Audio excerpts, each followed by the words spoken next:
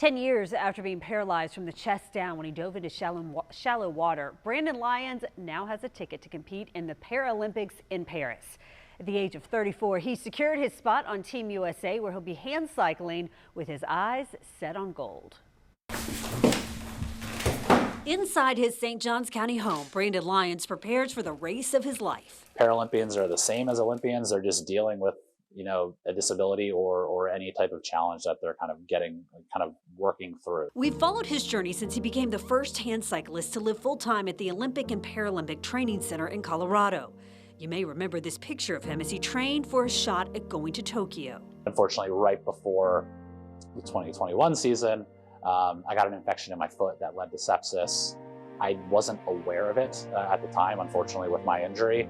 I don't have any sensation from below my chest, so didn't know that something was really wrong. He didn't qualify for Tokyo, but this summer he earned his chance to compete in his first Paralympics. It's just crazy to just look back 10 years ago, being in a hospital, broken back, not really knowing, not even thinking about sport, but knowing what my life had in store for me. To say 10 years now later, I'm going to Paris as a Paralympian for 10 years old. Lyons credits his family, friends, and co-workers with helping him make it this far. It was as much of, how can I do this for them, as much as doing it for myself. His mom, Kelly Binney, was so confident he would make it to Paris, she decorated his whole house in patriotic colors before he even qualified. We just had a feeling it was his year. This is his Olympics.